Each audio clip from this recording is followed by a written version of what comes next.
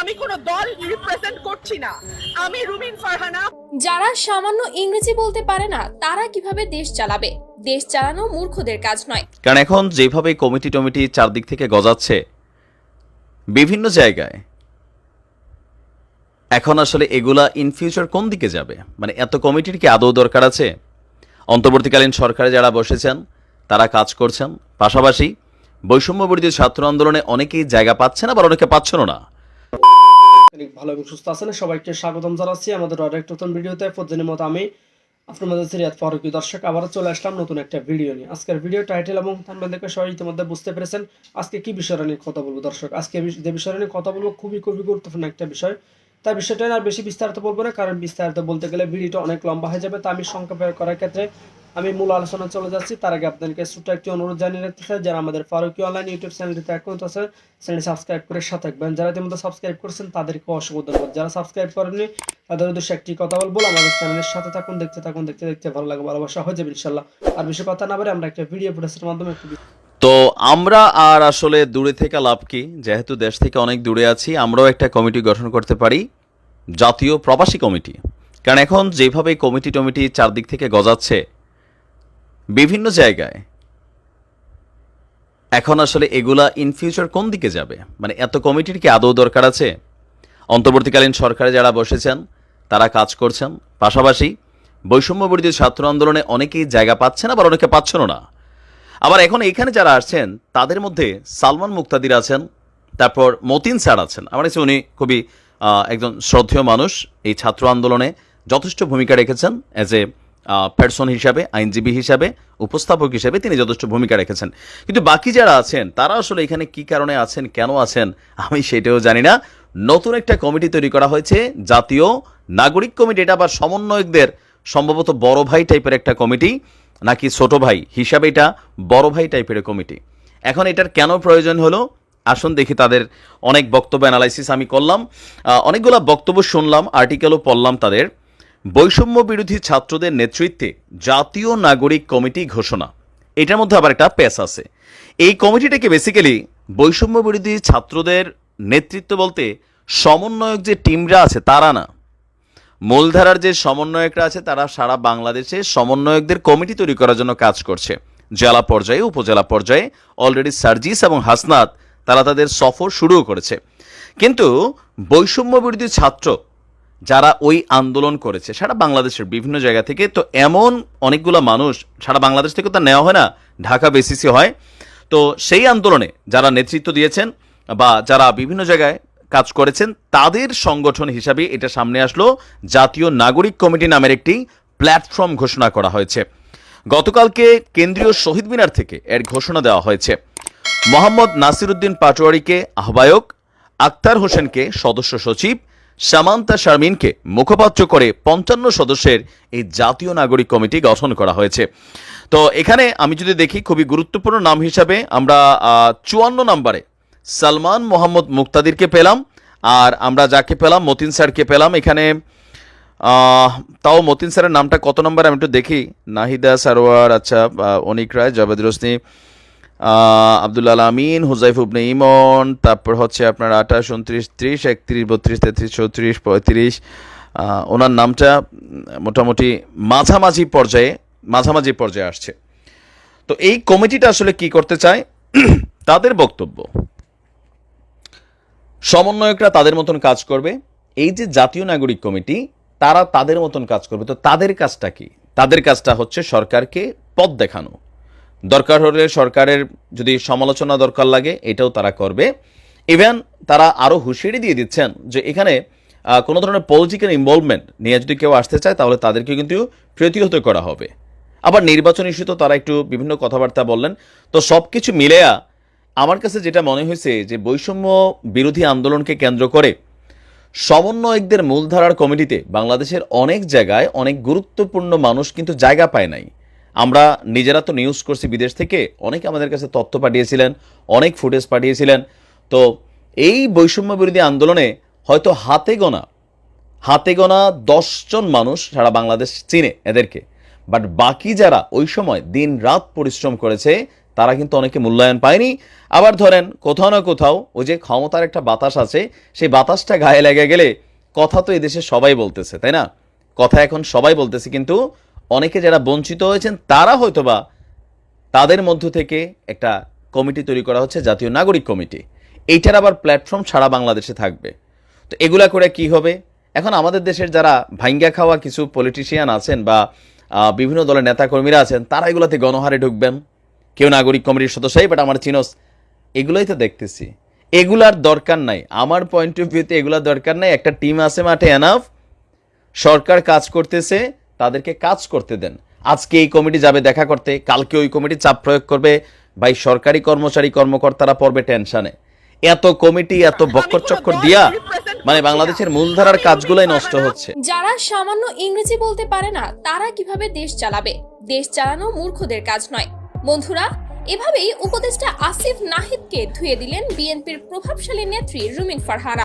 আমাদের মাকে ঠিকানা ছাড়া করেছে যে এই মহিলা, বাংলাদেশের মাটিতে সে ফিরতে পারবে না। আমরা তার সমুচিত জবাব দেব ইনশাআল্লাহ। শেখ হাসিনা মনে করছিল কিয়ামত পর্যন্ত ক্ষমতায় থাকবে। শেখ হাসিনা পরনের কাপড়টা লইয়া কোনো মতে পলাইছে, লোকে তার একটা কাপড় লইতে পারে নাই। ভারতের সরকার তারে কিছু কাপড় চোপড় দিছে, এক কাপড়ে থাকন লাগতো। আল্লাহর বিচার বড় কঠিন বিচার, আল্লাহর বিচার বড় ভয়ঙ্কর বিচার। আমাদের লাখ লাখ ভাইয়ের উপরে যে নির্যাতন 15 বছরে হয়েছে, আল্লাহ সাক্ষী। আজকে তাকায়া দেখেন, কোথায় শেখ পরিবার, কোথায় হাসিনা, কোথায় রেহানা, কোথায় তাপস? কেউ না। মন্ত্রীরা লাশের হিসাব নেয়, মন্ত্রীরা গুম করার নির্দেশ দেয়, মন্ত্রীরা খুন করার নির্দেশ দেয়। আমার বোনের কাছ থেকে আমার ভাইকে তুলে নিয়ে যায়, আমার ভাইয়ের কাছ থেকে আমার বাবাকে, আমার চাচাকে তারা গুম করে। এখন আদালতে যাইতে পারে না, মাইনসে পচা ডিম আর কি জুতা লইয়া রেডি থাকে। কোরআনে আল্লাহ পাক বলছেন, আমি যাকে ইচ্ছা সম্মান দান করি, যাকে ইচ্ছা আমি বেইজ্জত করি। বেইজ্জতি কত প্রকার ও কি কি এইবার হাসিনা তুমি টের পাইছো। আমরা সকলের প্রাণের নেতা, আমাদের নয়নের মণি, আমাদের মা দেশনেত্রী বেগম খালেদা জিয়াকে ৭৬ বছর বয়সে হাসিনা তুমি জেল খাটাইছো মিথ্যা মামলায়। আমাদের মাকে তুমি বাড়ি ছাড়া করছো, ঠিকানা ছাড়া করছো হাসিনা। বাংলাদেশের মাটিতে তোমার আর জায়গা হবে না। ৭৬ বছর বয়সে পলাইছো তো শ্বশুর বাড়ি। আল্লাহ করে যেন কবরটাও তোমার বাংলাদেশে না হয়। আমার মা, আমাদের মাকে ঠিকানা ছাড়া করেছে যে এই মহিলা, বাংলাদেশের মাটিতে সে ফিরতে পারবে না।